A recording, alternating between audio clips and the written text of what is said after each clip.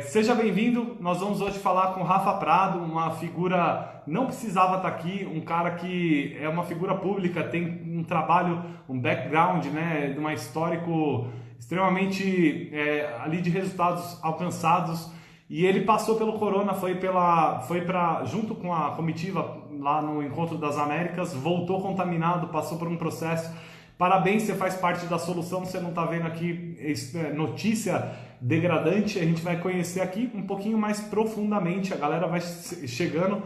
Rafa, vou te colocar aqui, mas não sei se você já se perguntou quais são os efeitos psicológicos de quem passa por um processo de contaminação, ou até como nós podemos nos preparar como terapeutas para lidar e ajudar com essas pessoas que chegam de maneira objetiva. Então, fico muito feliz, o Rafa, uma coragem, um peito enorme, né, de trazer esse conteúdo. Eu, realmente, Rafa, tô te quando trago convidado.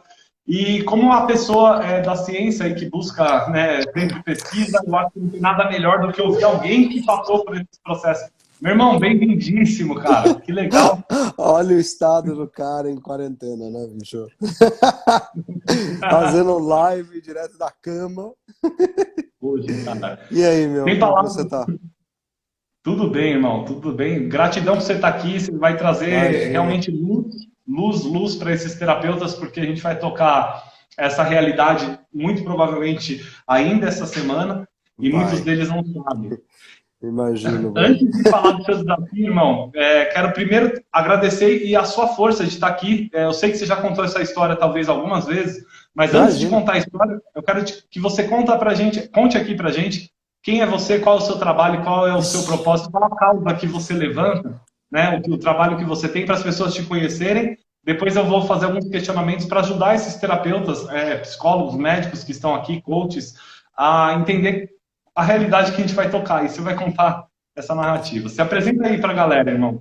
Bom, fala galera, estou bem contente de estar aqui. Valeu, César, pelo convite. É um prazer estar aqui. A gente está iniciando alguns projetos juntos, inclusive. Galera, olha, eu me considero, e na verdade me consideram um dos dinossauros do mercado digital. Comecei nessa brincadeira de inbound lá em 2011, tá? E muita coisa aconteceu. Eu fui um dos pioneiros no lançamento de celebridades dentro do mercado digital. E aí então eu comecei a trazer grandes players de fora do Brasil para o Brasil para fazer eventos de forma que eles se tornassem mais acessíveis, tá? Então já trouxe para o Brasil Richard Branson, que é o fundador da Virgin, já trouxe a Renée Zuckerberg, irmã do Mark Zuckerberg, já trouxe o Kevin, que é do Shark Tank Internacional, Robert Cialdini, uma galera, uma galera. Já foram mais de 10 grandes players. O Gary Vee, talvez você conheça o Gary Vee também. Eu há muito tempo estou dentro desse mercado digital e acabei me conectando muito forte com os players, não só do Brasil, mas como os players internacionais. E eu tinha um objetivo, né, quando eu tinha, por volta de 24 anos, que era estar conectado com alguns dos maiores caras do mundo. E a gente pensa, poxa, como que isso, né, pode acontecer? Era um sonho de um jovem que, quando tinha 14 anos, na verdade, morava na periferia de Mauá. Acontece que isso aos poucos vem acontecendo. E aí, então, nessas andanças pelo mundo, nos círculos de influência pelo mundo, Rafa Prado estava em Miami, no evento em que estava o presidente, que estava todos os ministros, eu era um dos empresários ali presente. Foi um evento para empresários e investidores junto com autoridades públicas, né? Você vai até ver, se você entrar no meu Instagram, você vai ver que tem uma foto aí. Olha a Mari Nigri, oi Mari! A Mari, para quem não conhece, é dona do Quatrino, eu adoro esse restaurante, é maravilhoso.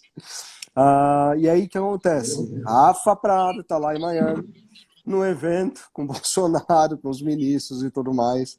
E acontece que eu voltei para o Brasil infectado, meu amigo. Voltei infectado com esse negócio que, sinceramente, eu falei, gente, por que eu fui para esse evento? Né? Mas foi muito proveitoso, foi demais, realmente foi bem bacana. Tinha muito empresário legal lá também, gerou boas conexões. Só que, infelizmente, eu fui uma das primeiras pessoas, inclusive, no Brasil. Eu tô na estatística, cara, eu tô entre os 15 primeiros que foram internados por causa do coronavírus, tá? Então, assim, ao mesmo tempo, por causa disso, eu sou um dos primeiros a ter saído do processo de internação. E aí, nessas últimas 2 semanas, foi uma novela, e isso realmente foi um super desafio, em que eu aprendi bastante no tempo que eu estava lá em quarentena. Aprendi bastante sobre o corona, aprendi bastante e entendi bastante o que, que pode acontecer, inclusive com a nossa economia, com o empresariado do Brasil. E passei um medo que fazia muito tempo que eu não passava. Eu literalmente pensei que eu poderia bater as botas, porque durante 3 dias eu estava tossindo sangue. E isso foi realmente impressionante. Eu, quando estava no hospital ainda, César, eu acho que você viu também, talvez tenha gente aqui que tenha visto, mas quando eu estava na quarentena, eu gravei, quando eu estava inclusive internado no hospital, eu gravei um vídeo. E curiosamente, esse vídeo ele tomou uma proporção também que eu não esperava. Está batendo mais de 100 mil compartilhamentos, tá? Mais de 400 mil views em coisa de 2 dias. Eu nunca fiz um vídeo que eventualmente tivesse bombado tanto.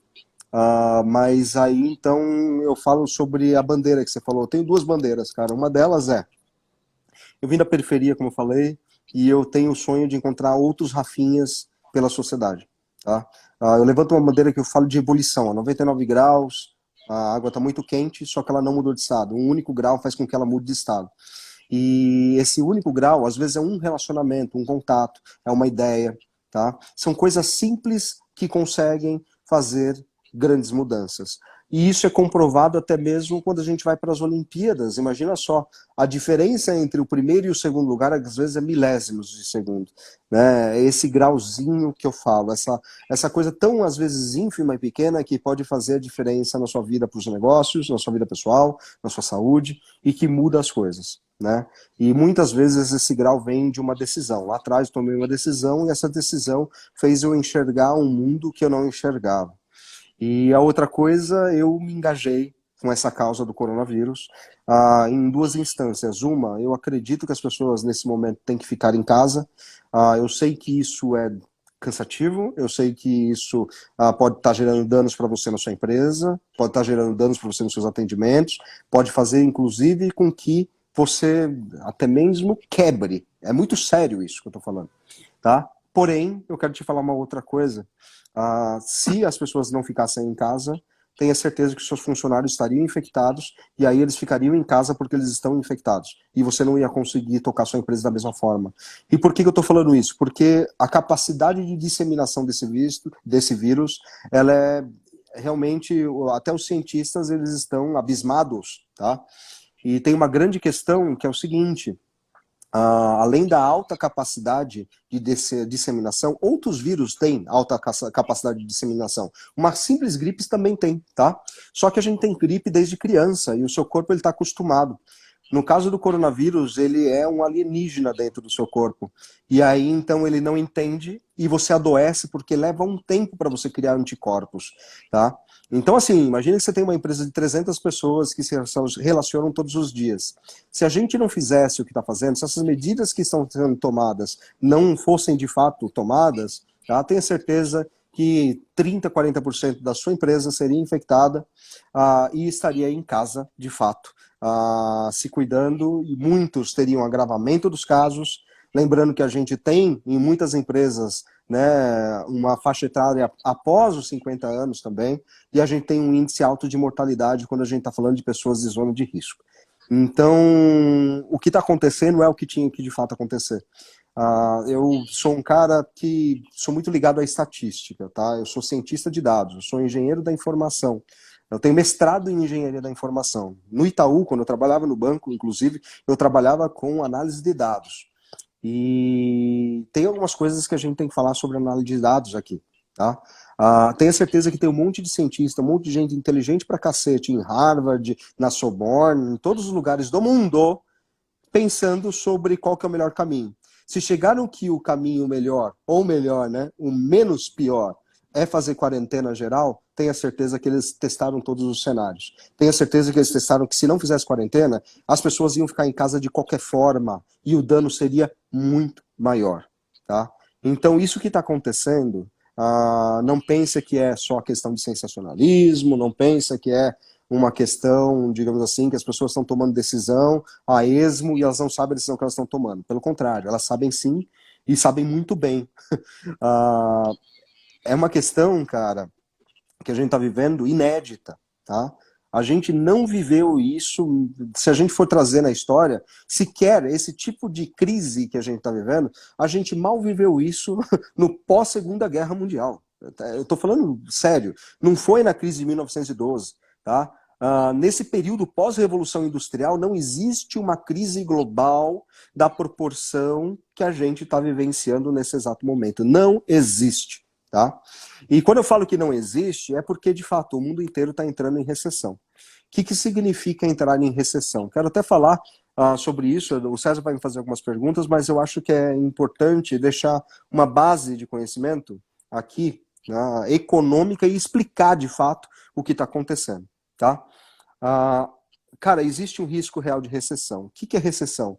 Quando, basicamente, a economia do seu país, ela cresce negativamente, ela cresce para baixo, tá? A gente fala muito do produto interno bruto, do PIB. A gente tinha uma projeção no Brasil de crescimento do PIB de em torno de 2%, tá? E o que acontece nesse exato momento? Poucas semanas, uma semana atrás, saiu uma nova projeção que o PIB do Brasil ele vai ser zero. Então a gente está no 0 a 0 por enquanto.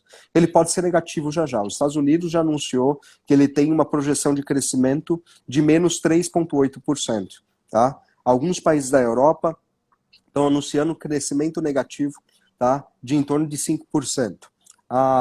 O Japão ele está anunciando um crescimento negativo de quase 8%, tá? Mas aí, de fato, o que isso afeta o nosso bolso, a nossa vida, no nosso dia a dia, tá? Nesse exato momento, no dia hoje, tá? Não afeta absolutamente nada. Isso são apenas projeções. Só que essa projeção ela vai se concluir. E aí a gente tem um problema, tá? Basicamente assim, vamos falar de dinheiro público. Quando uma economia ela não está superavitária, ela está em déficit, ou seja, em recessão, você começa a queimar o dinheiro público para outras coisas. Então você tem que sacrificar áreas em detrimento de outras, tá? Isso significa algumas coisas, né? Por mais que você faça ingestão na economia para aumentar empregos e tudo mais, tenha certeza que pós um período de recessão aumenta desemprego, as empresas quebram porque você tem uma baixa de consumo geralmente na ponta e uma série de outras coisas acontecem. Pegando esse ponto aqui, tá? Eu quero que vocês entendam economicamente o que vai acontecer. A grande gravidade de quando você entra num período que você já entendeu que vai entrar em recessão significa duas coisas. A primeira coisa é a seguinte: imagina que você tem no seu país uma projeção de crescimento superavitário, ou seja, de crescimento positivo de 3%, ok? De repente, então, você entende que você não vai crescer 3%, você vai crescer zero, beleza? Estamos aqui, ó, no meio, zero. E aí, então, vira para negativo. Bum, menos 3%. Entende comigo o que vai acontecer nesse movimento do 3% positivo para 3% negativo.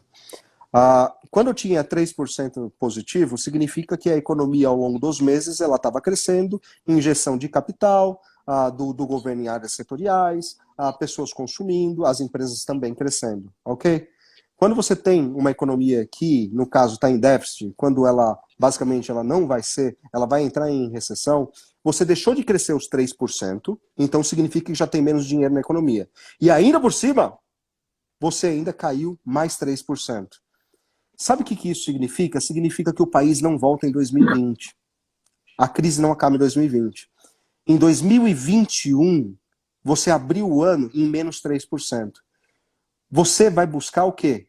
Você vai buscar, pelo menos, você zerar essa conta negativa. Provavelmente, 2021, a gente tem um ano que, de novo, fica no 0 a 0, caso o Brasil, nesse ano, ele tenha uma economia negativa.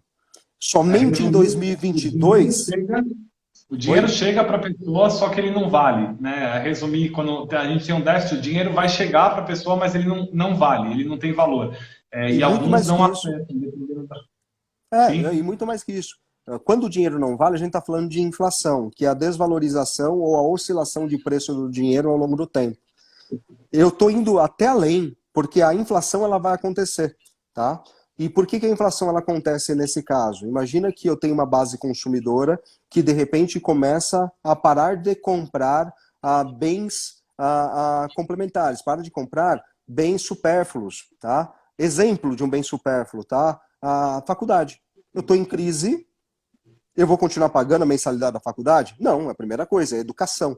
Eu posso substituir a educação, mas eu não posso substituir a comida que eu como no dia a dia, eu não posso substituir os remédios que eu tenho que comprar. Então, a base da pirâmide, aquilo que a gente chama de necessidade básica dentro da teoria de Maslow, a gente continua tendo consumo. Tudo que está no meio ou no topo da pirâmide, que são bens de luxo, são viagens, são lazer e assim por diante, você tem uma queda de consumo. E com a queda de consumo, o que acontece? Você força com que setores da economia, como hotelaria, como consumo de produtos de luxo, nem sempre de luxo, até dependendo marcas de roupa e assim por diante, elas tenham que fazer uma coisa para elas conseguirem sobreviver. Elas começam a dropar o preço. Elas começam a diminuir o preço dos produtos, fazem liquidação e assim por diante. Quando você tem liquidações ou queimas de estoque, e as empresas estão caindo, a bolsa está caindo e tudo mais, o que acontece? Existe uma desvalorização do produto, consequentemente, seguida de uma desvalorização do dinheiro. Nesse exato momento, então, você começa a ter um movimento que a gente chama de movimento inflacionário. Tá? Isso vai acontecer? Vai acontecer. Vai levar uns 6 meses para isso acontecer. A parte da recessão, ela gera o quê? Um déficit financeiro dentro da economia. Tá? Então, eu tenho mais dificuldade do poder público de injetar em áreas que precisam de dinheiro e eu tenho mais dificuldade do empresariado reinvestir o dinheiro na própria empresa, para o crescimento dela, para a contratação. E, pelo contrário, muitas vezes elas estão demitindo justamente porque ela não tem dinheiro para manter a estrutura atual. Tá? Nesse momento, então, a nossa economia ela cai. Só que quando ela começa a cair em cadeia, multissetorialmente, aí a gente tem o quê? Uma queda gigantesca de consumo e pessoas basicamente desempregadas e empresas quebradas. Tá? Isso vai acontecer nesse ano? Isso começa a acontecer nesse ano. A crise que a gente está vivendo não é a crise de abril, não é a crise de maio. Tá? A crise que a gente está vivendo é a crise que vai ser estabelecida economicamente até o final desse ano e que vai perdurar ao longo do ano de 2021. Tá? Justamente porque no ano que vem a economia ela vai tentar voltar. E aí eu vou te fazer uma reflexão. Você percebe que a gente nos últimos 5 anos vive isso? A gente viveu algo parecido no impeachment, a gente viveu isso parecido na greve dos caminhoneiros e a gente está vivendo agora com uma recessão global. Tá? Então, gente, tem muita empresa que já estava sofrendo há alguns anos. Essas empresas, elas já estão sem caixa reserva, essas empresas, elas já estão com dificuldade de venda e já estavam abrindo alguns meses negativos. Essas empresas agora, elas têm um risco, o risco maior não é as pessoas morrerem por causa do coronavírus. O risco maior é as empresas agora na base morrerem. E aí, para fechar e fundamentar a grande gravidade disso, eu vou dar um último dado para vocês. Tá? Existem aproximadamente 1.900 empresas no Brasil, presta atenção, 1.900 empresas no Brasil detêm 50% do PIB privado do país. Vocês têm noção que 1.900 empresas não é nada? É um evento em que você coloca 1.900 CEOs e você fala com cada um ao longo de 2 dias? 1.900 empresas não é nada. O mercado brasileiro, eu falei isso hoje numa live, ele é oligopólico. Tá? Você tem setores, telecom, você lembra de 5 empresas. Banco, você vai lembrar de 5, 6 bancos. Tá? O que significa um mercado oligopólico? São poucas empresas que concentram a maior fatia de mercado. Tá? 50% então do nosso mercado privado, você tem 1.900 empresas que dominam isso. Eu vou dar um outro dado para você. Você tem aproximadamente 500 bancos no Brasil. Desses 500 bancos, 10 são bancos de mercado, são bancos que você tem conta, você é correntista. Vários deles não são bancos de investimento e assim por diante. Tá? Nos Estados Unidos, você tem 5.000 bancos. Tá? Então, só faz uma comparação.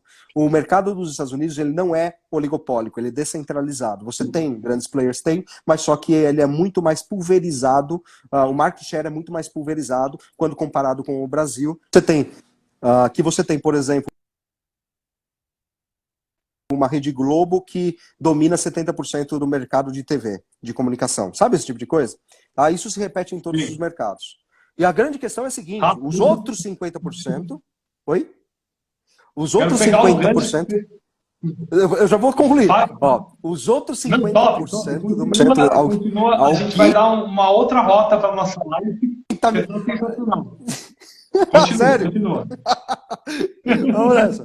Os outros 50%. Galera, aliás, ó, clica no aviãozinho aí para mais gente, manda para todo mundo, compartilha essa live para mais gente entrar Macroeconomia, aqui. Clica aí, empreendedorismo. macroeconomia e Descarregando para empreendedorismo. você. Esse é o momento que eu invoco a minha graduação em administração pública na USP para voltar a trazer alguns conceitos. Hoje em dia eu trabalho com marketing, galera, com marketing. Faz tempo, eu já trabalhei na diretoria de finanças do Itaú, já trabalhei com o mercado financeiro, já trabalhei com a economia, me formei nessa bagunça toda, mas fazia um tempo que eu não ia ali para a prancheta para entender o que estava acontecendo, tá? E aí, qual que é a grande questão? 50% do mercado privado brasileiro, 1.900 empresas do PIB privado é gerado por essas 1.900. E os outros 50%? É gerado por milhões de microempresários, empresas de pequeno porte, empresas de médio porte. Eu não estou te falando de 1.000, não estou te falando de 2.000, não estou te falando de 100 mil, estou te falando na casa de 1 milhão de empresas, tá?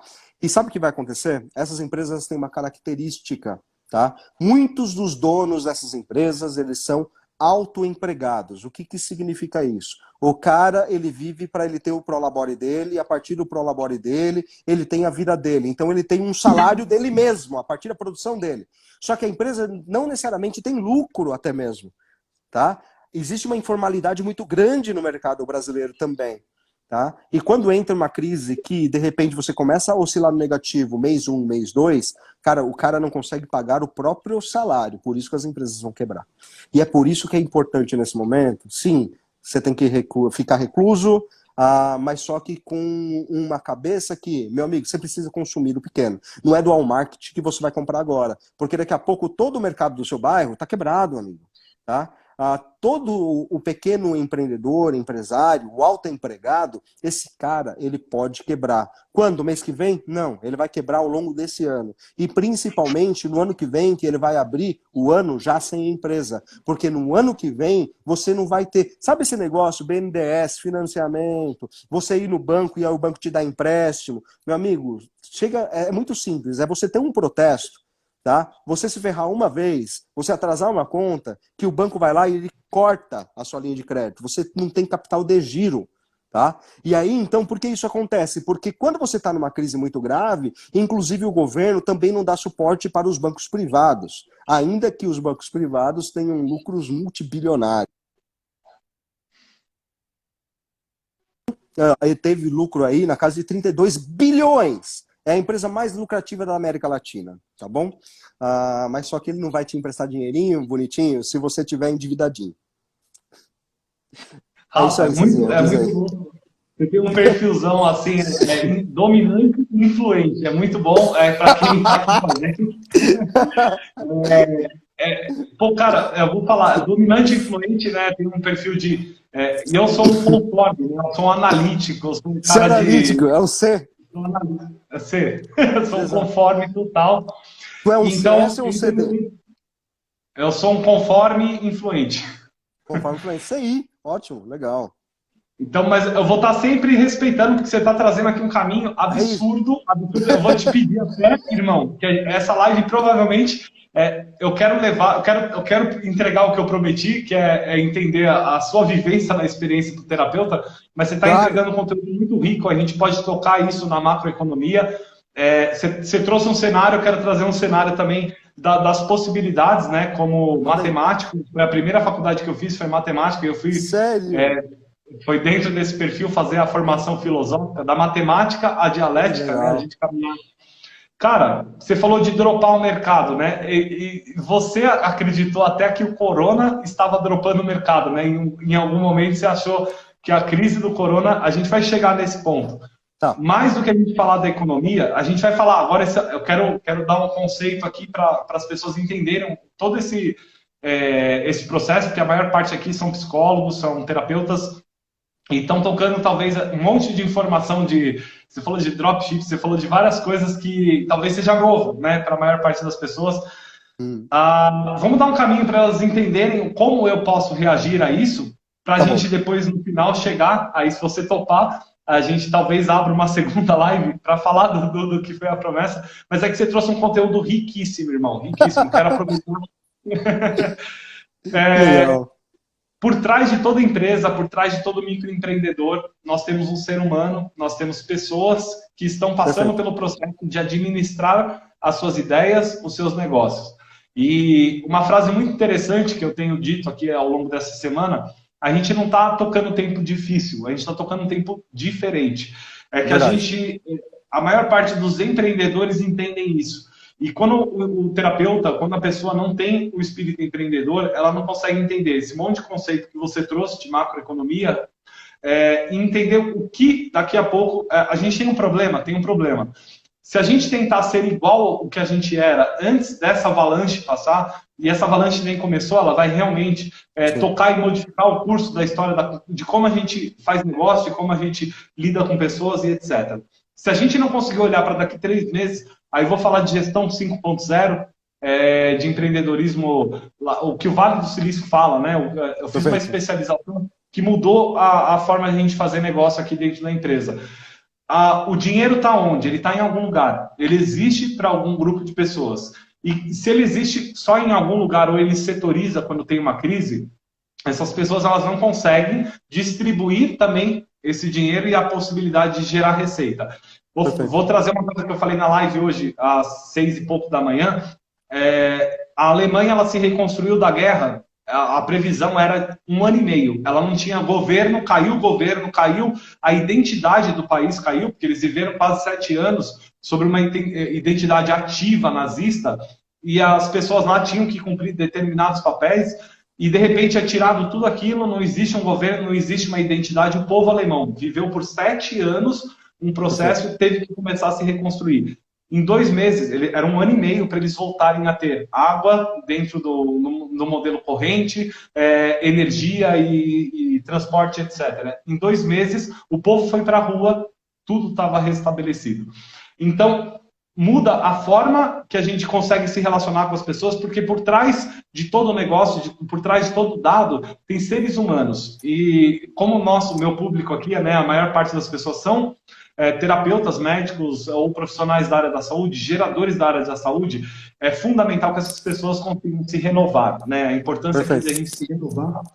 E quando a gente fala de empreendedorismo, é poder tocar não o que a gente está vivendo agora. A gente vai criar contingências para a situação do agora, mas a gente tem que olhar para que 2, 3 meses o que a gente vai ter que se transformar e como as minhas habilidades como terapeuta em todos os aspectos do que eu já desenvolvi vai ser útil para quem lá no futuro vai poder gerar economia. Você falou do poder público, é interessante porque o poder público vai ter que tomar medidas que vão ser suaves, que vão, nesse primeiro momento, aliviar a nossa vida, que é, de repente, isentar impostos, como eles já estão dando desenho, né, de empreender sem... contratar sem pagar imposto, tudo isso alivia no primeiro momento, mas no segundo momento a gente tem um governo quebrado, um governo que não está disposto realmente com capital para poder investir no crescimento da sociedade.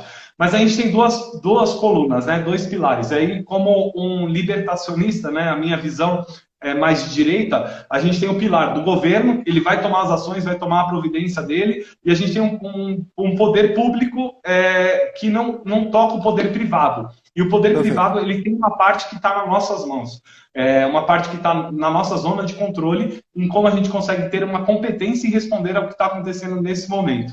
Se a gente não conseguir despertar para o novo, né, entender como a gente pode, nesse momento de crise, entender aqui que vão aparecer processos novos para eu lidar, eu não consigo ser a pessoa que no futuro muito próximo, que o Rafa falou, é muito real, tá? É a onda que vai mais impactar. A gente está falando aqui, e tem um cenário muito delicado, Rafa, porque vender qualquer coisa no momento onde tem pessoas com filtro focado para o contágio, por contaminação e por o número de óbitos que estão tendo, essas pessoas vão falar, pô, você é um carniceiro, você está vendendo, Sim. Você é um carniceiro. Perfeito. E, então, tem um momento aqui muito delicado, que é diferente de qualquer outra crise que a gente já enfrentou. Lá na gripe espanhola, a economia parou porque as pessoas não achavam que tinham que girar a economia. E quando o empresário aqui do poder privado não entender que ele é um gerador também dessa economia, se ele não continuar oferecendo e gerando recursos, soluções para as pessoas que estão vivendo um desafio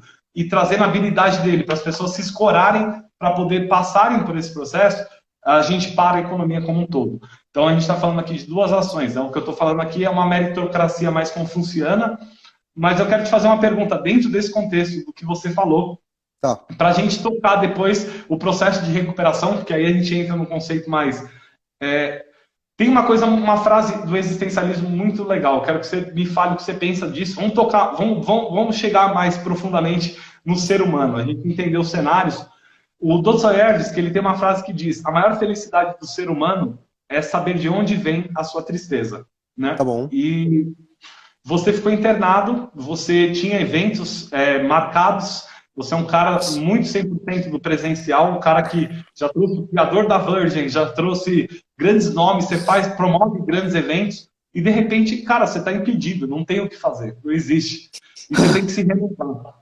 E dói pra caralho. E você teve alguns momentos. Eu vou fazer algumas perguntas bem profundas, se você me permitir. Manda. Se você falar, não quero responder depois, não Brother, tem problema. me desafia. Vai pra cima. A primeira aqui, Rafa. Qual a grande felicidade que você teve em ver o tamanho da sua tristeza? Porque algumas pessoas aqui não passaram por um processo de falência. Eu passei por um de 7 milhões. Foi o que talvez nos conectou. Né? Foi a gente poder se ressurgir. Você já também passou por um processo de crescimento. E já passei por um processo de falência também. É um processo que a humanidade está tocando agora. Sim. Me fala um pouquinho onde você entende isso. A maior felicidade do ser humano é entender a fonte da sua tristeza. Porque grande parte do que as pessoas estão vivendo hoje no dia a dia, a gente vê uma comunicação muito superficial falando sobre, meu Deus, a quarentena tá ruim, mas as pessoas não estão tocando, talvez, a realidade mais complexa de como é ser útil. A gente vai chegar nesse ponto lá no final, mas como é ser útil dentro desse processo, com o que eu tenho de legado. E a nossa tristeza é justamente entender que hoje tem uma fonte, só que essa fonte pode virar uma justificativa. Né? A crise pode virar uma justificativa para enaltecer o que já estava dentro do ser humano lá, borbulhando. Me fala um pouquinho, vou fazer uma pergunta bem objetiva aqui. Quando você sentiu dentro do processo, antes, quando você recebeu o diagnóstico, são 3 etapas, né, que a gente trabalha dentro da terapia. Você recebeu o diagnóstico, você viveu o processo e você saiu para o mundo real. São 3 etapas que são bem diferentes. Onde foi a sua maior vulnerabilidade? Onde a maior vulnerabilidade... Perdi o controle, perdi tudo. Não, perfeito. Você quer que eu te responda sobre o corona, certo? Sim. Vamos lá. Brother, quando chegou no sábado pro domingo, eu logo cedo comecei a tossir, e aí de repente começou a vir catarro com sangue, aquilo foi a minha maior vulnerabilidade, justamente porque veio um único pensamento. O pensamento foi o seguinte: como que eu tiro essa porra de mim? E aí veio uma resposta: Rafa, você não tira essa porra de você. Não tem como, brother. E nesse exato momento, o que você faz? Você chora. Você fica desesperado, você fica com medo, você acha que você vai morrer. Porque nesse exato momento já está alojado dentro de você e você não pode fazer nada, não é estalar o dedo, não é tomar alguma coisa ali agora que vai te curar. E no momento que você vê aquilo, você pensa: cara, eu tô definhando por dentro, meu pulmão tá derretendo, eu vou literalmente, vou morrer. Então, aquele momento, brother, foi o momento mais crítico de todos. Você, saber que tá fora da sua zona de controle, porque você não pode se curar, porque não existe uma cura. E que você sabe que tem gente que tá morrendo, e que teve jovem que já morreu também, e que você, de repente, pensa: caralho, e se eu for o jackpot, saca? E se eu for o bilhete premiado? E aí, o que tu faz? Isso é interessante. Qual a sua idade, Rafa? 31. A sua idade. Quanto 31. tempo você ficou internado no hospital? 31 anos, olha só, 31 anos, não fumo, bebo moderadamente, não tenho nenhuma doença pré-existente, não tenho diabetes, não tenho absolutamente nada, nada. E mesmo assim o negócio foi barra pesada para mim. Eu fiquei, agora eu tava contando, eu na verdade fiquei 9 dias, exatamente 9 dias no processo hospitalar, tá? Então, cara, eu subi pro andar da UTI na câmara pressurizada, porque eu não podia ficar na UTI com todo mundo, tá? Não dá, tem mais gente que fica. Então eu subi para a área de monitoramento intensivo, numa sala com pressão negativa, que faz com que tudo seja aspirado para cima Lá tem um filtro e aí então não vaza para fora. É uma sala que tem 2 portas, inclusive.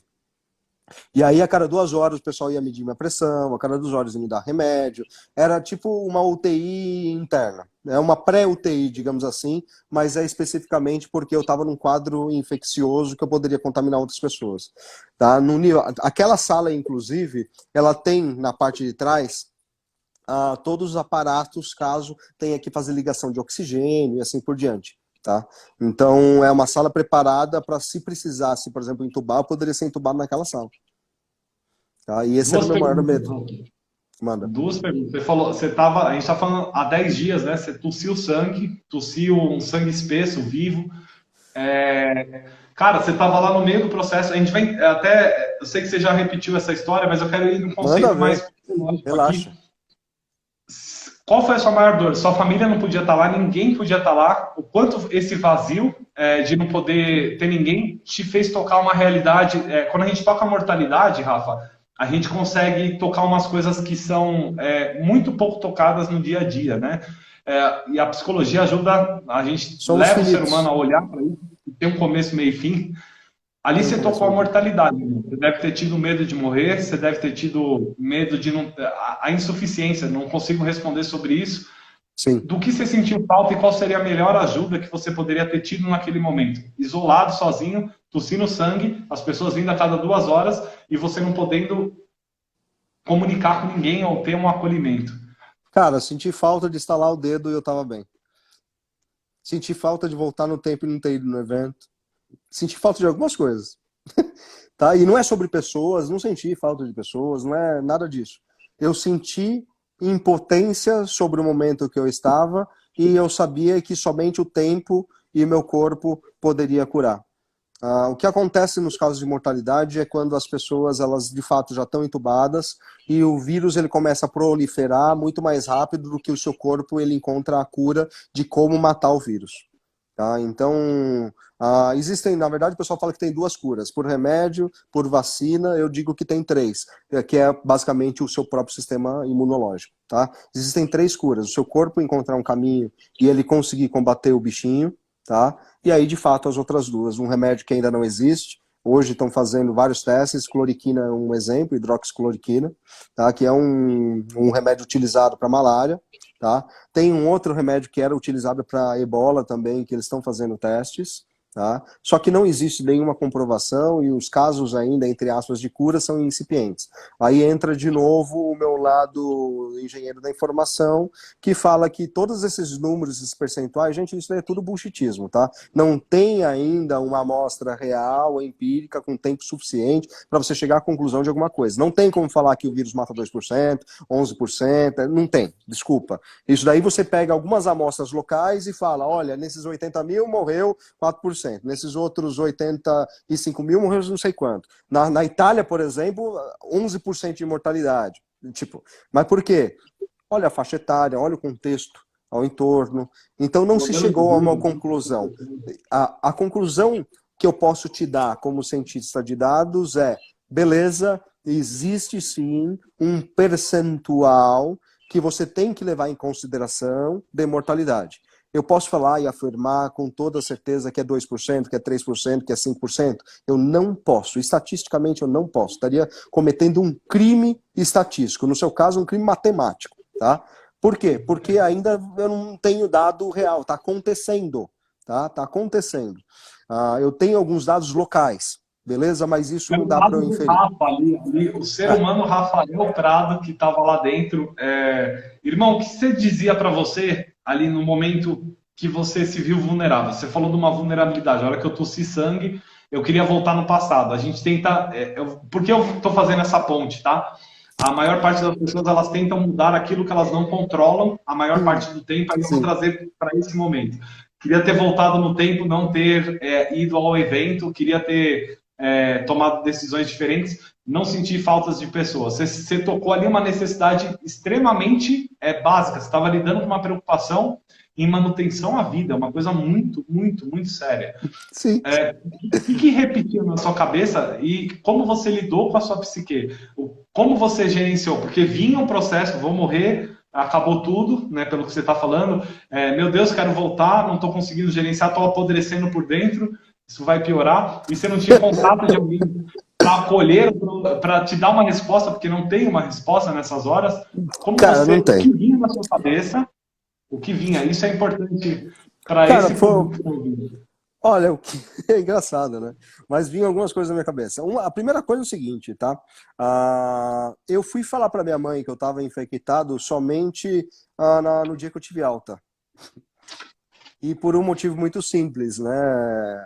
Apesar de todo o problema que você pode estar passando, você tem que proteger algumas pessoas. No caso ali, se eu falasse para minha mãe que eu estava naquele caso, eu tenho dois avós, inclusive de mais de 90 anos, eles iam sofrer algo que não seria legal. Então, todo o tempo, mesmo estando definhando, minha mãe perguntava, filho, você está bem? Onde você está? Aí a única coisa que eu respondia é, voltei dos Estados Unidos, estou 100%, estou bem, não tem nada, imagina. Pelo contrário, ela não sabia sequer que eu estava internado. Tá? Nesse momento, algumas coisas passavam pela minha cabeça. Não posso envolver pessoas, não posso receber visitas, porque eu não quero infectar as pessoas que eu gosto e eu não quero preocupar as pessoas que eu gosto. Eu sou um cara que age assim. E eu lido muito bem com solidão. Tá? Não tem problema, eu posso ficar um mês inteiro sem ver gente. Para mim, sinceramente, tá tudo bem, beleza? Então, eu tenho uma certa, eu não sei explicar, mas eu tenho uma necessidade de isolamento. Tá? Então, por mais que eu fale para 2, 3, 5 mil pessoas, esteja em ambientes sociais, eu sou uma criatura que lida muito bem consigo mesma. Tá? Eu tenho bons diálogos internos, digamos assim. E aí, assim, tá? Uma outra coisa que passava pela minha cabeça, ao mesmo tempo, eu sou um cara muito da quântica também. Tá? Poucas pessoas sabem isso, mas eu estudo demais sobre tudo relacionado à física quântica, tudo relacionado a uma possibilidade de interseção entre mundo físico, mundo espiritual e múltiplas realidades. Por que eu estou te contando isso? Porque no momento que eu vi aquilo, eu entendi uma outra coisa. Cara, eu tenho que me colocar num espaço quântico que eu me cure. É muito louco esse pensamento. É papo de maluco isso aqui. Não, Tá? não é Isso, mesmo. A sua fé foi ativada. Continua, continua. isso é papo de louco. Ninguém, cara, eu tô te contando uma coisa, publicamente aqui, tem 200 pessoas, olha lá, quantas pessoas? 200, praticamente 200 pessoas aqui, que eu não falo isso pra ninguém, mas eu sou esse cara, tá? Eu acredito na força do meu pensamento, acredito na minha força extrafísica. E no momento em que eu vi aquilo, a primeira coisa que eu pensei, puta vida, o negócio tá grave mesmo, acho que vou bater as botas. Mas só que isso não durou, tipo, os 3 dias. Tá? Eu sou um cara, brother, que já viveu até uma experiência que o avião vai cair. E aí, muita coisa que passava pela minha cabeça era, caraca, vai ser agora, brother, mas que situação. De novo, passou a mesma coisa. Ela vai, que situação. Meu Deus, de gripe. Eu passava isso, brincando, né? De gripe. Óbvio, não é uma gripe, mas assim, puta vida, velho. E aí eu comecei a falar, olha, quer saber, eu não acho que vai ser agora, eu tenho tanta coisa pra fazer, e eu acho que eu sou uma energia boa. Então, beleza, deixa eu focar, deixa eu dormir, deixa eu descansar, e deixa eu parar de pensar que eu vou morrer. Cara, no segundo dia eu não tava mais pensando que eu ia morrer, e eu tinha a sensação que eu ia me recuperar, tá? E aí eu tive, cara, é muito louco Abri isso que eu tô te uma aspas contando. aqui, só pontuar. Olha que interessante, cara. Nem todo cliente chega assim, tá, Rafa? A Como consciência, assim? o que eu digo, a falta de personalidade, às vezes, acaba quando a pessoa não consegue entender a sua identidade ou não amadurece a personalidade para um nível de compreensão como ela realmente pode interagir com o mundo real. Nessa hora se quebra e é 99%. Você faz parte de 1% da população.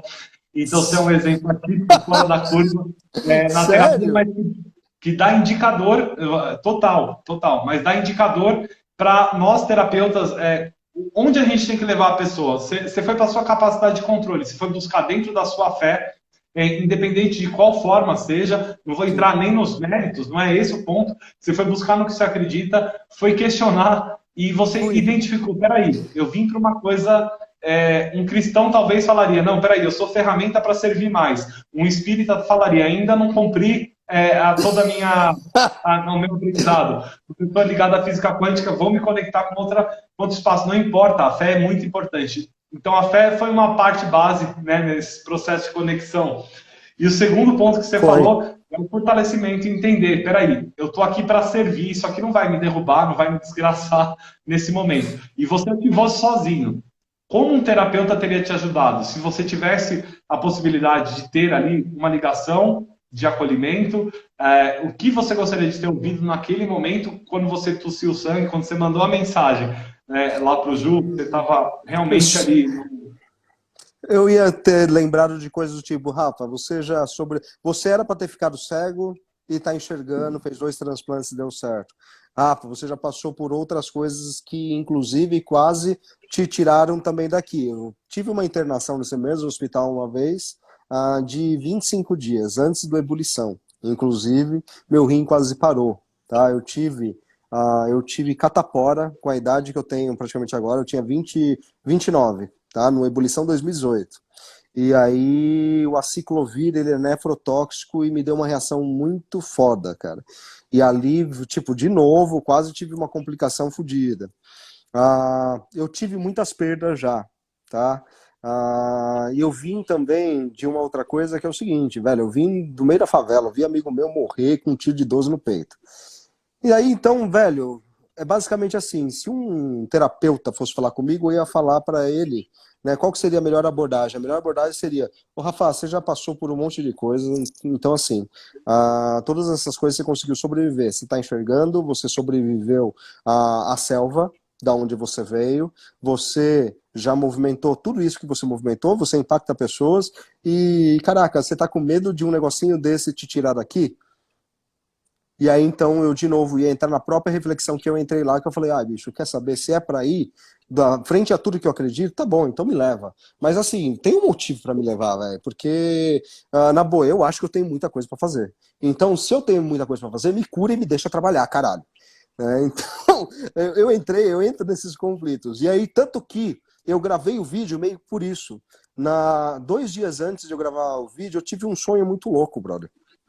Olha como. Gente, é muito louco isso que eu tô contando pra vocês, tá? Não, tá no lugar Nossa certo, senhora. hein, velho? Mas eu tive um sonho muito louco. E aí eu acordei com uma vontade, velho, de fazer alguma coisa e que eu sabia que eu tinha que gravar um vídeo. E eu vi aquele negócio espalhando. E olha que curioso, brother. Eu tenho 60 mil seguidores nesse perfil, tenho 200 mil no outro. Cara, eu nunca fiz vídeo que deu mais do que, sei lá, 20, 30 mil views, tá?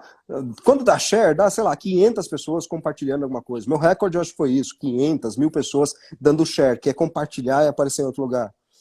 Mano, eu gravei o vídeo do jeito que eu tava, barba sem fazer, cabelo bagunçado, no meio do hospital, brother. E aí eu falei, mano, quer saber? Eu vou deixar. Eu entendi uma coisa. Se é pra ter compaixão, brother, então é também pra você deixar a vaidade de lado. Eu vou te falar, eu tô fazendo o negócio aqui no meu quarto, velho, de bonezinho, porque eu não quis pentear o cabelo, beleza? Tá? Então, assim, olha a loucura que eu vou te contar. Me bateu uma coisa, meu, que às vezes vaidade em excesso não é isso que vai fazer alguma diferença, tá? Se eu gravei aquele vídeo, meu, beleza. Antigamente, para estar fazendo essa live contigo, eu ia estar no meu escritório, eu ia colocar uma polo da Burberry, tá? Eu ia estar com o meu Rolex aqui, de vez em quando ia coçar a cabeça para você ver que eu tô com Rolex. Basicamente isso, tá? Linguagem não verbal. Você influencia as pessoas mais pela sua linguagem não verbal do que pela sua linguagem verbal. E eu sou um estudioso da sociodinâmica, tá? Aí então, velho, ali me bateu uma coisa que é o seguinte, Rafa, seja você, grava, só grava. Eu gravei, eu mesmo legendei o vídeo, não pedi pro meu editor, eu mesmo fiz tudo, velho. Eu mesmo fiquei lá o dia todo transcrevendo meu vídeo, legendando meu vídeo, eu fiz. Porque, caraca, meu, não tinha pra onde ir, tava doente e tudo mais, deixa eu ocupar minha mente. A sua mente, ela não vai se desviar e pensar em merda se ela estiver ocupada e trabalhando, tá? Então eu fiz isso. Postei o vídeo.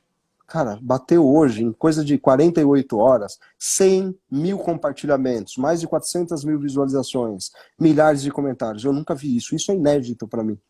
E aí isso também me mudou uma outra chave, que é o quê? Às vezes a gente fica com muito preciosismo e não faz as coisas que têm que ser feitas.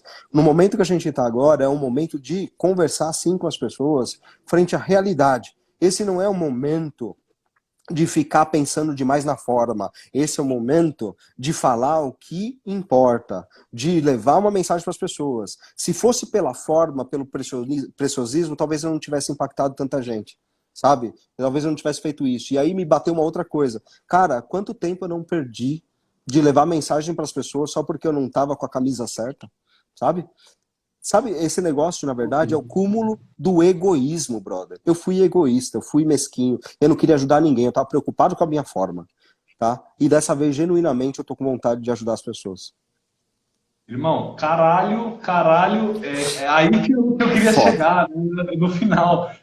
Fudido, fudido, é isso, foda. cara. O aprendizado, a transformação que esse processo te traz, e até a nossa conexão dentro desse processo, Nossa, foi. É muito mas louco. sentir isso, foi o que eu senti em você, cara. Você tá hoje muito mais pronto, talvez. Você sempre teve resultado, sempre foi um cara respeitado no mercado. Sim, Hoje, talvez você tenha um porquê muito mais forte, irmão. Talvez muito. não é entender sabe, linguagem corporal. Você foi tocado ali. Peraí, eu tô tocando a morte, tô chegando ao fim. O que realmente vale aqui?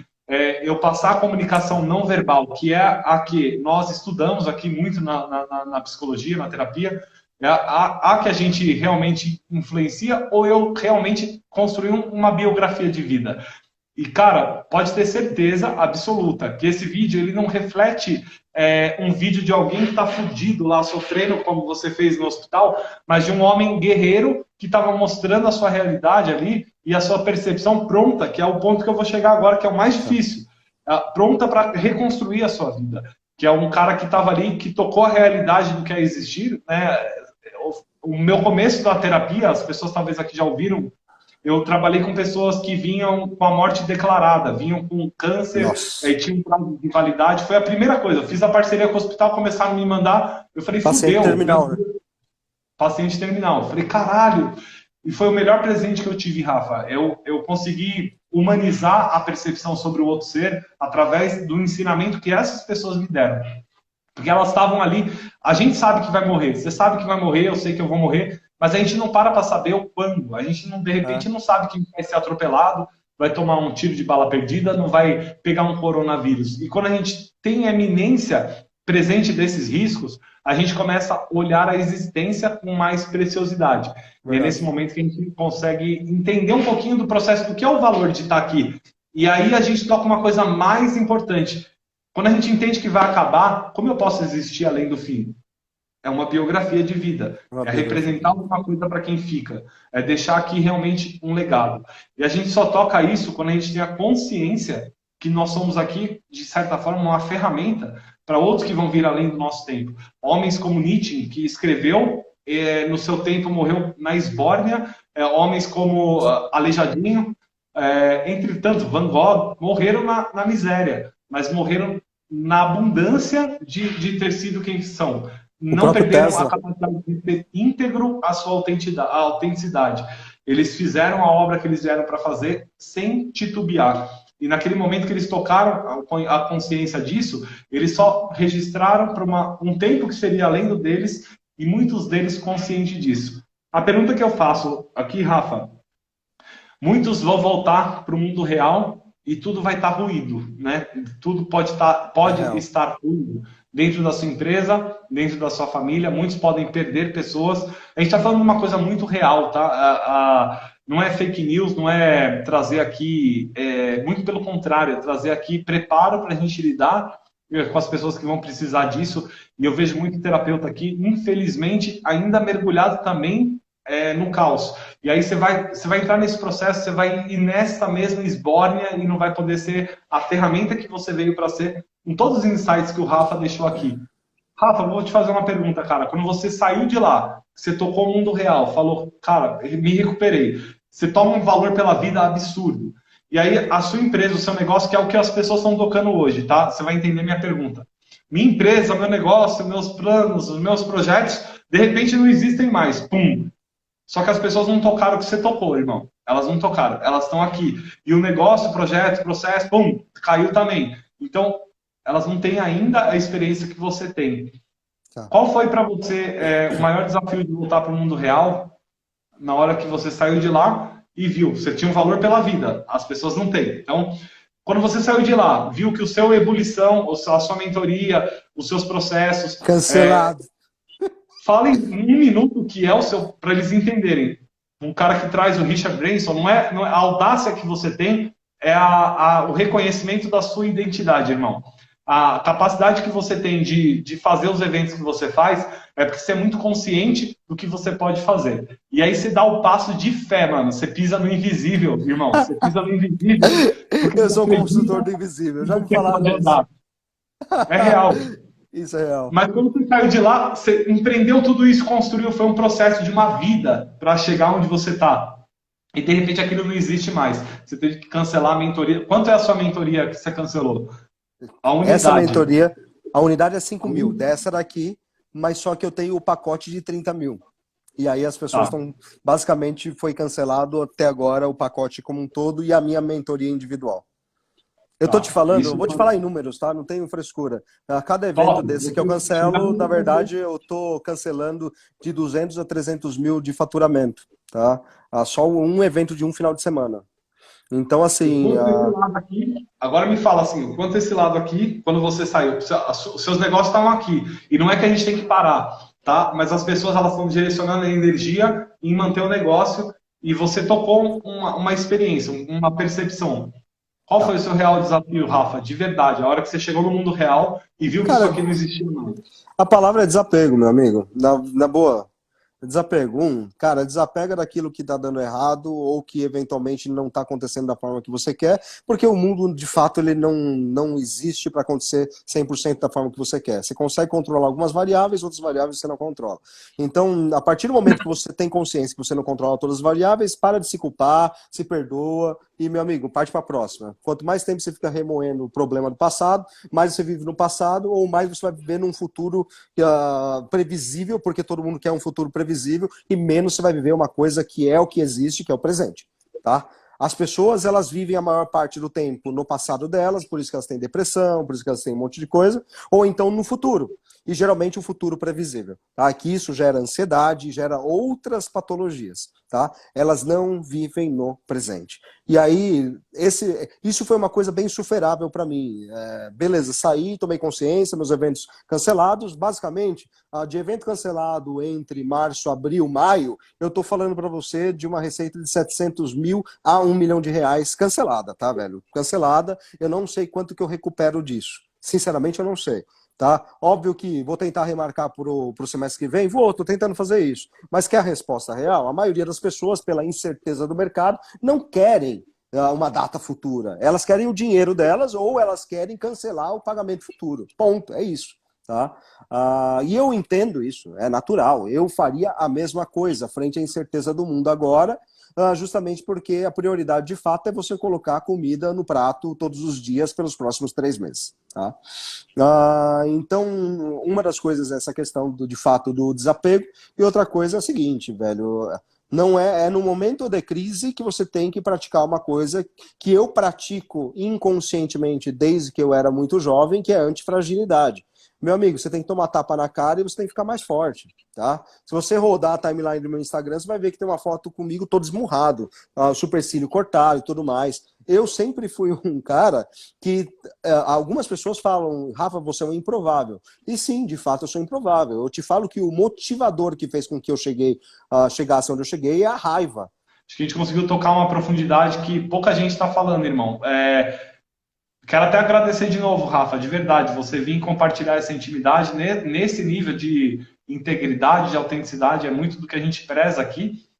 Como terapeuta, né, e condutor, eu tenho uma empresa também, sou empreendedor em algumas áreas, algumas frentes, e o que eu sempre falo para todo parceiro que se conecta comigo, para toda pessoa que vai fazer alguma coisa, cara, vamos tocar o problema? É melhor do que a gente tocar a mentira e depois o problema virar outra coisa. Você tá um cara que está apresentando na mesa, pondo o que é, e isso é muito valioso para as pessoas que estão aqui entender, porque a pessoa que vai chegar no consultório de terapia deles vai chegar lá tentando defender ali talvez a justificativa do processo e você tá colocando a real aqui. Tô Porque sem falaram filtro. que você é improvável, irmão. E aí, Porra, como é ser bicho. improvável, mano? Cara, Como é falaram lá do passado que realmente. É porque eu vivi uma coisa, meu, as pessoas apontavam muito o dedo pra mim, falando, cara, para de viajar. Eu sempre tive um lado meio megalomaníaco, na verdade, e eu achava que eu não pertencia àquela realidade e que eu poderia conquistar coisas melhores. Só que aquilo incomodava muito as pessoas, incomodava o meio, que achava que eu era somente um sonhador, né? E a grande questão, né, como eu disse, eu tive pessoas, eu vi amigo meu morrer ao longo do tempo. E morrer por quê? Por causa de violência urbana mesmo, entendeu? O irmão era traficante, mata um irmão mais velho e mata um irmão mais novo, por causa que é linhagem masculina, já tinha pego o pai. É esse nível, eu conheci isso, eu vivi isso, né? E aí eu te falo que depois de muito tempo eu fui entender que o motivador que fez com que eu conquistasse coisas e saísse da vala dos comuns, tá? Eu defino uma coisa que realmente o vale dos comuns é o que a maioria, que 90% da nossa sociedade vive, que acredita somente naquilo que vê na TV, sabe? Não tem muitas vezes opinião própria, acha que de fato é quase um sistema de casta, você nasceu pobre, você tem que morrer pobre, você é pobre porque tem rico no mundo, e eu era parte disso, eu vivi isso, eu acreditava nisso, tá? Quando eu tinha 16 anos, eu trabalhei na Wizard de Idiomas. Meu primeiro salário foi R$ 301. Eu conheci o Carlos Wizard porque a franqueadora Master, ela ganhou um prêmio de maior crescimento. Quando eu apertei a mão dele, eu tava com raiva dele, porque era aquele filho da puta, falando português claro, que fazia com que eu ganhasse R$ 300. Ele era bilionário, rico pra caceta, e eu era pobre, por isso que eu tava na favela. É tipo isso. Esse era o pensamento, né? E até eu entender que não é isso, né? E eu fui entender isso, meu amigo, somente quando eu tive uma primeira conquista, tá? Quando eu passei para fazer faculdade na USP, eu pensei que as pessoas iguais a mim, lá, né, da mesma periferia, os meus amigos, eles iam se motivar e querer fazer o mesmo. Eu ralei pra cacete, tá? Estudei pra cacete. E eu levava 2 horas e meia para chegar lá. Eu tinha bolsa alimentação e bolsa transporte, porque a gente estava na margem da sociedade. Eu tinha a bolsa da universidade, que era dinheiro público, que financiava a minha ida e minha alimentação na faculdade, tá? O que você acha que aconteceu com os meus amigos?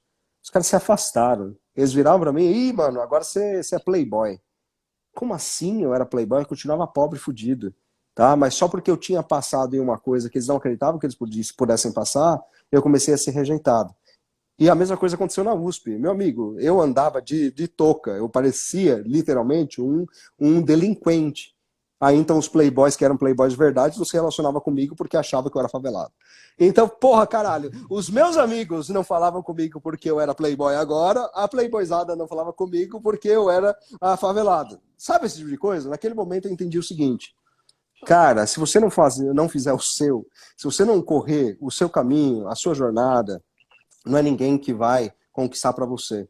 O seu sonho, ó, fica mais de boquinha calada, tá? A gente fala demais, e a gente fala demais pra gente, coloca a gente para baixo.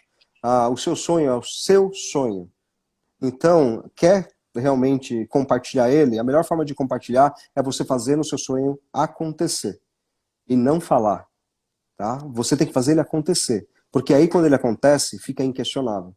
E eu percebi que essa raiva que eu tinha foi um dos motivadores que me colocaram para frente.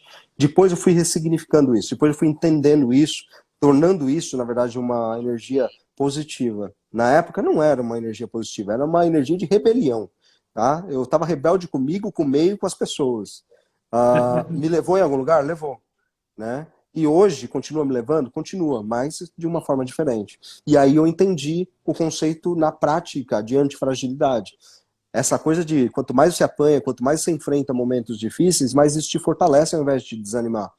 Talvez nesse momento você esteja desempregado. Cara, você não é desempregado, você está desempregado. Talvez nesse momento você esteja quebrado. Você não é um quebrado, você está quebrado. Tá? E aí eu vou te falar além. Um homem, uma mulher, um ser humano somente quebra quando o espírito dele quebra, quando ele perde a fé e a crença nele mesmo. Não existe esse negócio, quebrei, tô devendo. Meu amigo, isso vai passar, velho. Fica tranquilo. Você vai encontrar outra coisa, você vai dar os seus pulos, e aí então você vai voltar. Isso é ser antifrágil. O que tu não pode é quebrar seu espírito. As pessoas que quebram o espírito são essas pessoas que cometem suicídio, porque elas não acreditam em absolutamente mais nada, tá?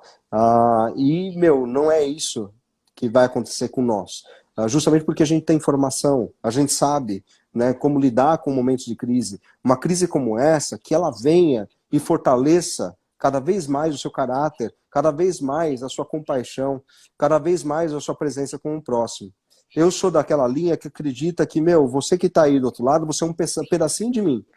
Eu tenho um pouquinho de você, você tem um pouquinho de mim. Então, assim, meu, a gente pode sim, tá, fazer com que essa crise passe de uma forma muito mais tranquila e conseguir novamente entrar numa zona, num caminho de abundância e prosperidade. E a primeira coisa que você tem que entender é você não ter dúvida sobre isso.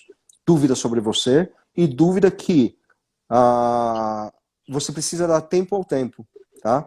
A grande questão que faz com que as pessoas entrem numa zona de desespero é elas quererem viver o futuro que não aconteceu ainda, trazendo para o presente, mas não quererem passar pela jornada, pelo caminho. Não importa que vai levar 1 ano, 2 anos. Calma. 1 ano, 2 anos, numa vida de 80, numa vida de 70, não é absolutamente nada. O sucesso ele é medido pela média de um período e não pelo fracasso eventual que você tenha tido agora. Eu já tive vários fracassos depois que eu tive sucesso. E não tem problema.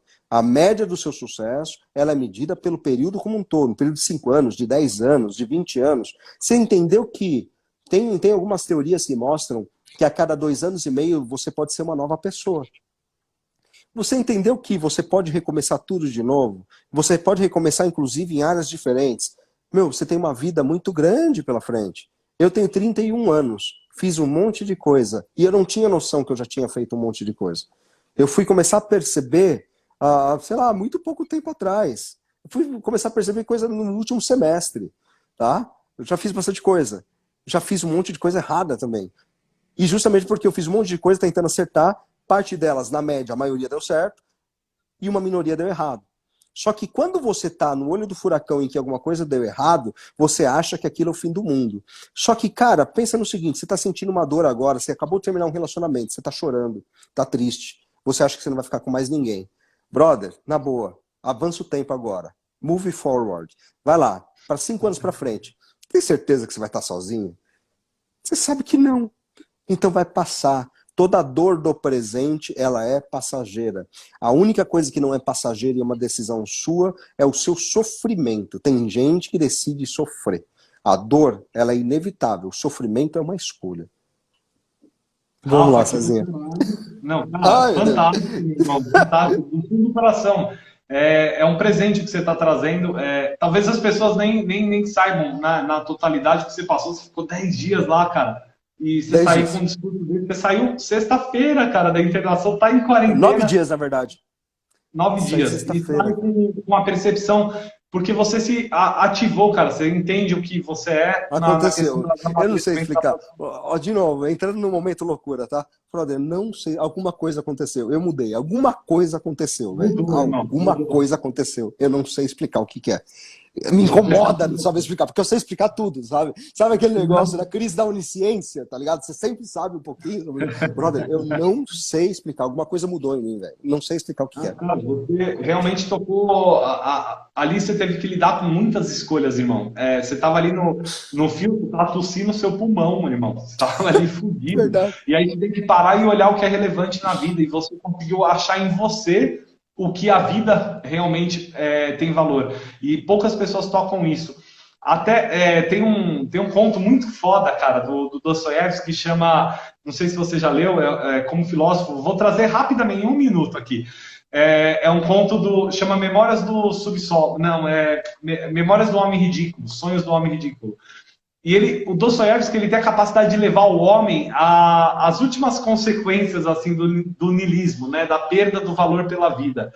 E as obras que ele tem, eu tenho vários livros dele aqui na minha mesa, né, que eu leio. O que ele traz nesse livro, cara? Ele tem uma capacidade de fazer um movimento escatológico, de trazer o ser humano para olhar a sua podridão e com movimentos de possibilidade, de saída, de viragem, de virada. E nesse livro em específico, a personagem ela tinha perdido o valor pela vida, ela tinha escolhido o suicídio, ela estava vivendo um processo de depressão maior. Lá na Rússia, na neve, no meio do inverno, ela tinha decidido o dia que ela ia se matar. E ela sai na rua.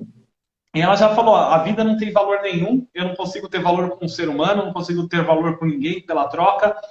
E uma menina, né, como Dostoiévski, tem a capacidade de tocar uma menininha puxa a roupa da personagem e fala, por favor, me dá comida, eu tô com fome. E aí ele olha uma criança franzina, aí ele para, naquele momento ele toca uma percepção muito louca, porque ele já tinha escolhido se matar porque a vida não tem valor. Mas naquele momento vem uma questão. Se tudo para mim é indiferente, se tudo para mim realmente não tem valor, eu vou fazer um benefício a essa menina, é congruente o que ela está sentindo, eu vou fazer um benefício a ela que sinta essa dor para encurtar o tempo que eu levei uma vida inteira sofrendo para entender que o único caminho é a morte. Só que a conclusão ela não se evidencia, porque a personagem chega na casa dela, ela fica incomodada, ela realmente é ridícula, ela sai, deixa a menina sem acolhimento, mas ela chega na casa dela e fica pensando naquela pessoa por ter uma paixão compartilhada, né? A capacidade de tocar a compaixão naquele momento. E aí ela dorme, várias noites ela tem insônia, e de repente ela tem um sonho. E nesse sonho, uma entidade, ela morre, ela comete suicídio, uma entidade vem especial, leva ela para os confins da humanidade, para olhar justamente as nuances que a humanidade tem, se era possível, em algum momento, existir uma cura para o espírito humano. Foi o que você falou aqui, é por isso que é possível eu gerar uma cura para o espírito humano, e aquelas pessoas chegaram no limite, né, da compreensão da sua existência. O que ali Dostoiévski traz, o humano ele constrói a busca por uma existência viva, não uma existência mortífera. Mas quando a gente toca essa mortalidade, que você tocou, Rafa, não é que alguma coisa do além aconteceu, irmão. Você percebeu quem você é. Você conseguiu olhar para a sua vida e falar, cara, quando parece que tudo faz sentido, não é verdade? Você olhou os eventos que você fez. Cara, qual foi o tamanho do passo de fé que você deu? Meu irmão, de verdade, aqui eu também faço evento também para trazer um Richard Branson pro Brasil, irmão. Falando de general para general. Você deu um passo de fé, mano, que caralho, a tua perna teve um agachamento robusto, cara. Brother, eu não tinha todo o caixa necessário, inclusive, para trazer o homem, e aconteceu. Tudo aconteceu aos 45 do segundo tempo, brother. Então, foi um evento, inclusive, que custou, sei lá, uns 4 milhões de reais de investimento. Então, olha para trás hoje, ali quando você saiu, né, no tocante, hoje, do Rafa chegando para essa nova vida, para essa nova seara, para esse novo movimento, o quanto você pôde avaliar esses passos de fé, a construção, o quanto fortaleceu. A pergunta final que eu vou fazer aqui, não, são duas, tá? Tem a penúltima. Tá. O quanto fortaleceu a sua percepção sobre quem você é enfrentar esse desafio, Rafa? Assim, como diz o Steve Jobs, a gente tenta entender as coisas no seu tempo e a gente não entende, né? Como ferramenta aqui, talvez pelo processo da criação, a gente, olhando para trás, consegue entender que cada tropeço você também passou desafios e que construiu o Rafa que está aqui. Coronavírus, os 10 dias internado, tempo na UTI, fez talvez o Rafa ganhar um crescimento do que é o seu papel aqui na humanidade, que vai dar um poder para você, irmão. Realmente trazer aqui uma construção para a sociedade que eles nunca vão poder tocar da forma que você tocou. Então vira uma lição, um ensinamento. Quanto isso fortaleceu sua identidade? Essa é a penúltima pergunta que eu tenho para você. Cara, isso fortaleceu no nível que eu fiz uma coisa que eu jamais faria. Como aquele vídeo que eu gravei e foi... Para mim, eu posso contar uma coisa? Eu vou te falar o seguinte... Cara, eu acredito muito no mundo espiritual e eu não acredito que tudo aqui simplesmente vai chegar, morremos, acabou, tá? Eu acredito, né, nos corpos sutis, eu acredito em insights, eu acredito em canalização de mensagem, eu acredito em tudo isso porque eu já vivi isso. Eu acredito, eu tenho a fé muito forte no mundo espiritual porque eu já recebi mensagem, digamos assim, que eu considero que foi mensagem espiritual para eu continuar seguindo em frente. Esse último evento de ebulição é um exemplo muito claro, justamente porque o ebulição ele nasceu de um vislumbre também que foi até mesmo transcendental. Tá bom? Não vou falar disso agora, vou falar especificamente desse último. Como eu falei, eu tive um sonho e eu acordei com esse desejo de fazer alguma coisa, tá? E aí eu gravei um vídeo que eu nunca gravaria. Como eu disse, sem barba fazer, cabelo bagunçado, tudo mais. E para mim foi quase que uma comprovação de que era para eu ter feito isso. Eu falei com um amigo antes, do tipo, eu gravei o vídeo na quinta-feira, eu só postei o vídeo no sábado. Eu falei com um amigo, falei, cara, eu gravei um vídeo assim, assim, assado. Meu amigo virou e falou, para, mano, esse maluco, não faz isso, vai queimar seu filme. Olha as pessoas que te seguem, olha quem você é, vai queimar seu filme.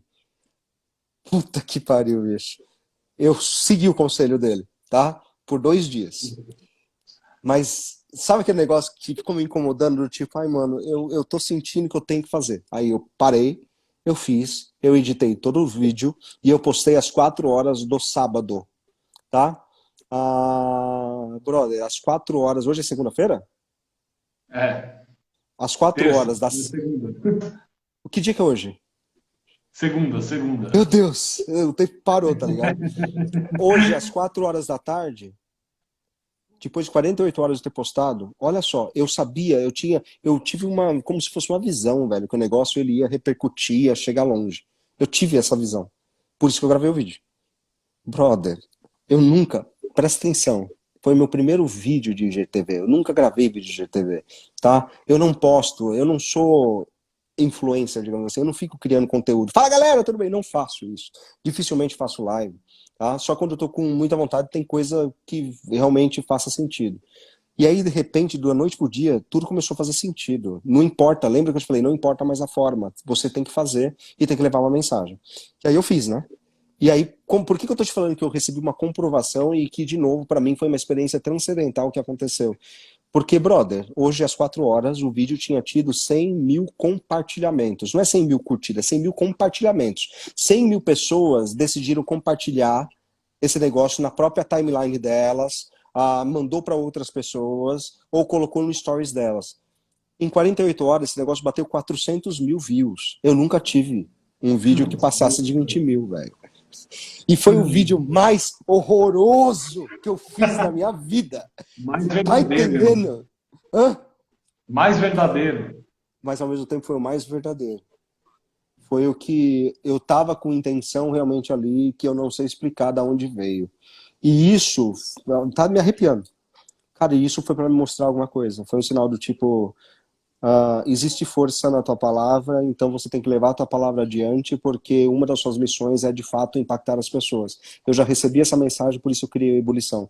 E agora, de novo, eu recebi uma mensagem que é meio que tá na hora de tu colocar a cara, independente da realidade que você esteja vivendo. Não importa que esteja quebrado, não importa que esteja em Miami ultra rico, não importa que esteja doente, não importa que esteja saudável. Tu tem que levar a mensagem de acordo com as oscilações da sua própria vida. Vou te Isso. ajudar nisso, irmão. Quero estar contigo, acredito na tua missão pra caralho. De verdade. Cara, de olha que verdade. loucura. Eu tô falando algumas coisas, eu esqueço que tem mais gente aqui. Eu tô contando, tipo, pra você, na verdade, sabe? É top. E Você tem um é monte de muito. gente vendo isso. Irmão, tem 4 pilares do estoicismo que Gente, eu quero trazer que você viveu muito fora. O estoicismo é uma linha filosófica que vem ali depois da Grécia clássica. Primeiro é a moral sólida, é a gente entender que nós podemos interagir com o mundo como nós somos, mas que nós podemos lesar o mundo. Sabe aquela conversa de boteco, quando você senta com alguém e fala, você viu fulano tá fazendo tal coisa? Ou quando a gente compartilha uma mensagem de caos perante o momento que a gente está vivendo. Isso a gente quebra a nossa moral sólida. A gente não tem uma moral sólida quando a gente não consegue seguir a nossa identidade. Aí a gente tem uma moral abalável, uma moral que vai ser tocada pelo ambiente externo. E eu não estou falando aqui sendo irresponsável, muito pelo contrário. Eu trouxe aqui a doutora Carla Tiepo, que está organizando, né, o processo da Santa Casa, dentro dos acampamentos, uma neurocientista muito renomada, e a gente falou muito sobre o que vai ser o real da coisa. Eu estou falando da moral inabalável, a moral sólida, que o estoicismo propõe, está na moda e é muito bom que esteja, é você entender quem você é independente do evento externo e como você pode contribuir e não destruir o que está acontecendo fora de você. O segundo que você teve, irmão, é um ensinamento através do exemplo. Você estava vivendo um processo e agora você compartilhou. Eu estou falando sobre a live, tá? Que reflete toda a sua história de vida, irmão. Tudo que você tá. contou aqui. Você nos ensinou hoje aqui sobre o seu exemplo, sobre as suas escolhas e sobre como realmente tocar uma coisa que faz sentido, além do que é o resultado objetivo que muitas vezes a gente está buscando. o Rolex que a gente já buscou, já tive coleção de relógio, já tive coleção de vinho, já tive Romanée Conti em casa, e aí quando Que eu quebrei top! o olho, eu falei, que caralho, eu comprei esse monte Aí de você tava coisa. vendendo garrafa de Romanée Conti por R$ 1.000, né? Tava, Detalhe, galera, vendi. detalhe, galera, vale 30 pau uma garrafa, dependendo Vendi, eu até mais. vendi. A Puta vida! imbecilidade que a gente chega quando a gente perde a capacidade de ensinar pelo nosso exemplo. E isso é entender que a gente aqui tem um papel muito fundamental, né, como ferramenta realmente de transformação, principalmente nesse momento. A gente pode fazer parte da vitimização, a gente pode fazer parte daqueles que estão construindo. Terceiro pilar é a capacidade de tomar responsabilidade, ou seja, responder sobre as nossas ações. Nada acontece com o homem que não é próprio do homem. Então, se a gente está tocando alguma coisa agora, é porque é próprio do nosso tocar. E alguma coisa a gente pode crescer como o Rafa, que já passou pelo processo e não foi fácil. O Rafa está aqui falando, parece uma coisa suave que ele tomou um Gatorade e levantou e quis fazer essa live com a gente. Não, cara, ele estava lá tossindo o pulmão dele. E a gente vai tocar isso. Não falei para ninguém aqui, Rafa, também. Faz 3 dias, né? Tava com 39, você sabe disso, né? Tava com 39,5 de febre, tava tossindo, e tava fazendo live, tava fazendo meu trabalho, cara. Como que você pode realmente ter a responsabilidade em responder sobre o que está acontecendo com você? A gente não responde sobre algumas coisas, algumas coisas estão externas, que é o 4 pilar, que é a atraxia que traz, né? Que é atraxia? Algumas coisas eu respondo sobre, outras eu não tenho competência para fazer. Eu não consigo mudar a disseminação do vírus, mas eu consigo me resguardar e incentivar outras pessoas a entenderem a importância de fazer isso. Por exemplo, Perfeito. isso eu controlo. O que eu sempre digo, eu não tenho direito a ter uma boa audiência, né, Rafa? Vou fazer uma aula quarta-feira, estou reabrindo, tem quase 40 horas de aula que estava fechado para o pessoal do curso, eu estou reabrindo online, gratuito para as pessoas. Ouvi gente do curso falando, porra, esse era um conteúdo do curso, e estou ouvindo gente falando, cara, ele vai vender na quarta-feira. Sabe, as pessoas, elas não têm, a gente tem o direito de ter a opinião delas, não que elas sejam boas. E quando a gente toca o que a gente controla, que foi o que você fez, a gente toca com realidade o que a gente pode realmente, através da nossa identidade bem definida, trazer para o mundo. Vou fazer uma pergunta, irmão, porque a terapia aqui na cabeça da maior parte das pessoas que nos está ouvindo, ela é muito engessada, né? Terapia tem que sentar e conversar com a pessoa. Se você quiser tocar nessa nuance e falar a sua experiência, eu prestei ali com você um caminho, como eu presto para outras pessoas, como você presta para outras pessoas ajuda, às vezes quando você toca as pessoas com uma sabedoria como você fez aqui. Não é muito mais fácil a gente entender como servir ao outro na dor? E me fala, saindo da crise, o que você gostaria, qual seria o abraço que você gostaria de ter que faria toda a diferença? O abraço é realmente um recurso que você não está tocando naquele momento. Na hora que você saiu do hospital ali, que saiu com as coisas desmoronadas, como eu toco isso, cara? Que seria esse abraço que vai me acolher? A terapia não tem que ser clássica, tradicional. A gente está fazendo aqui terapia através de metáfora, a gente está fazendo através de história, não metáfora que é uma invenção, né? Através do seu relato de vida. Como receber esse abraço, cara? Como o terapeuta pode dar esse abraço na Como um pessoa que está do outro terapeuta lado? poderia dar um abraço.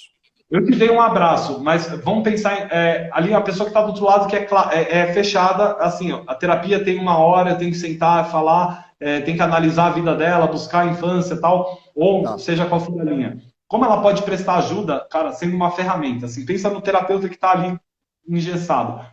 Como ele dá um abraço nessa pessoa que vai além da ferramenta terapêutica. Nesse momento a gente precisa de ser humano, que entende a dor do outro, e eles entendem. Cara, eu acho que a pessoa ela não pode abaixar para a zona do negativo, sabe? O grande abraço seria a pessoa que está na sua frente, ela conseguir te guiar de uma forma que você consegue ver os caminhos de uma forma positiva e você consegue ver esses caminhos de uma forma positiva sendo aplicadas na sua vida daquele momento para frente. Porque muitas vezes você tem uma miopia sobre a aplicação daquilo para você. Vou te dar um exemplo.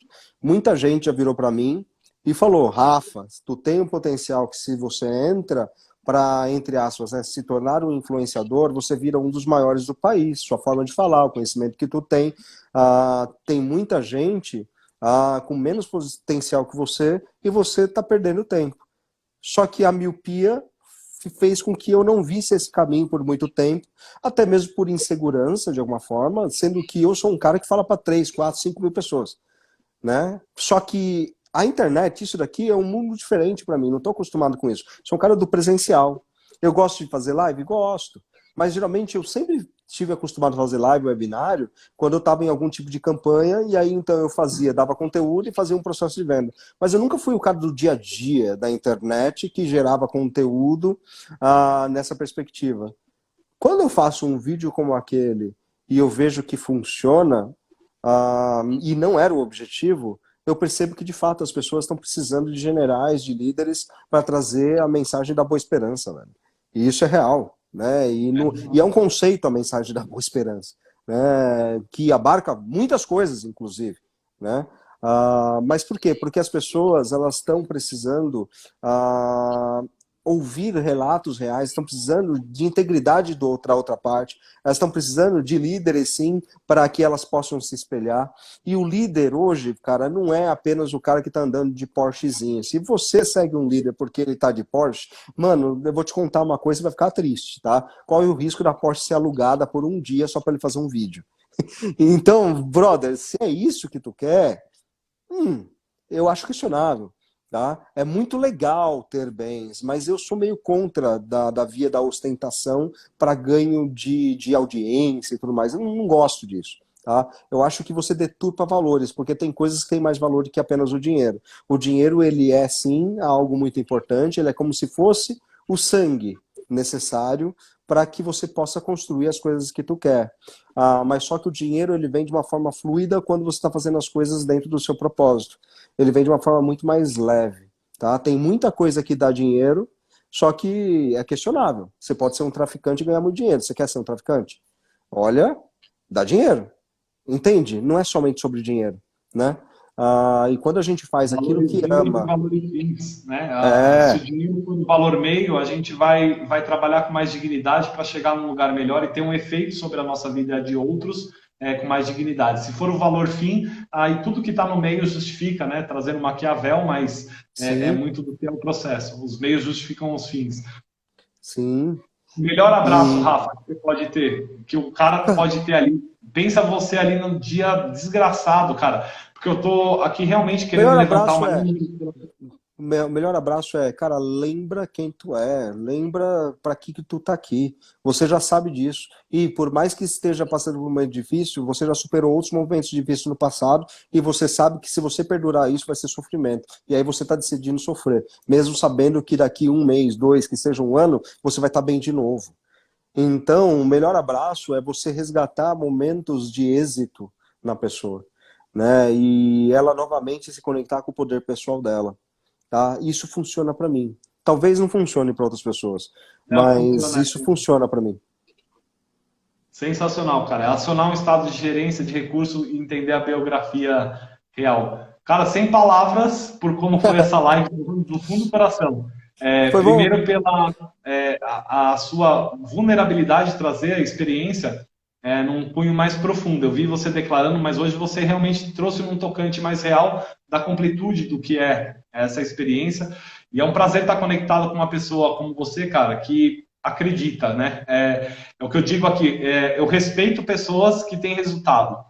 Aí, o que eu sempre digo, meu sócio quando entrou na empresa, eu respeito o cara que deve, o cara que já atingiu resultado assim milionário na sua vida. Ah, não, é porque ele fez, não, é porque ele fez alguma coisa pela vida dele.